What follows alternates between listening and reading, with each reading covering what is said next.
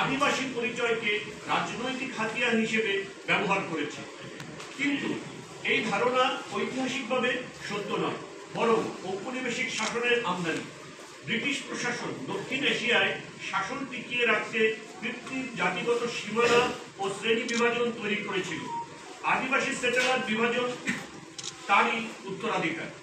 ইউরোপীয়রা উত্তর আমেরিকা ও অস্ট্রেলিয়ার প্রেক্ষাপট থেকে ধার করা এই ফ্রেমওয়ার্ক এখানে জোর করে চাপিয়ে দিয়েছে। কিন্তু দক্ষিণ এশিয়ার গবেষকরা দেখিয়েছে এই অঞ্চল বরাবরই মিশ্র বসতি ও সহাবস্থানের ভূখণ্ড ছিল।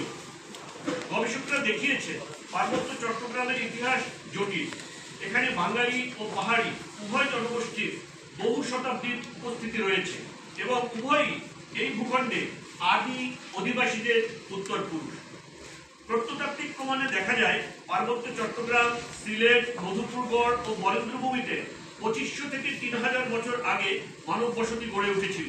নবপলীয় যুগের হাতিয়ার, বুনো ধানের চাষ ও কৃষিজীবী সমাজের নিদর্শন সেখানে মিলেছে। 1869 সালে ইংরেজ প্রশাসক লুইনের বর্ণনায় চাকমা ও মারমাদের পাশাপাশি বাঙালি গ্রামের কথাও লিপিবদ্ধ রয়েছে। দিল্লি স্কুল অফ ইকোনমিক্সের অধ্যাপক আর্দ্রে বেটেই, জন বোয়ে, বেনেডিক্ট কিংসবারি ও উইলিয়াম ভ্যান সেন্ডেল দেখিয়েছেন দক্ষিণ এশিয়ায় আদিবাসী বনাম সেটেলার ধারণা পশ্চিমা ঔপনিবেশিক প্রেক্ষাপটের মতো মোটেই প্রযোজ্য নয়। রাষ্ট্রের বৈধ পুনর্বাসন নীতির অধীনে পাহাড়ে বাঙালির বসতি স্থাপন হয়েছে। অন্যদিকে চাকমা, মারমা, মগ, মুরো অনেক পাহাড়ি গোষ্ঠীও সপ্তদশ শতক ও তৎপরবর্তী সময়ে মিয়ানমার ও দক্ষিণ পূর্ব এশিয়া থেকে এখানে এসেছে। তাই তাদের আদিবাসী দাবি এবং বাঙালিদের সেটেলার আখ্যা ঐতিহাসিক ও প্রত্নতাত্ত্বিকভাবেই একটি ভুল দাবি ও অসার দাবি। তবু ঔপনিবেশিক বয়ানকে পুনরুজ্জীবিত করে ক্ষুদ্র নৃগোষ্ঠীগুলোকে আদিবাসী এবং বাঙালিদের সেটেলার হিসেবে চিত্রিত করার ভ্রান্ত ন্যারেটিভ ছড়ানো হচ্ছে। ইউপিডিএফ ও তাদের সমর্থকরা একদিকে এই দাবির মাধ্যমে বিদেশে বৈধতা ও সমর্থন আদায় করতে চায়, অন্যদিকে বাঙালিদের ন্যায্য অধিকার অস্বীকার করতে চায়।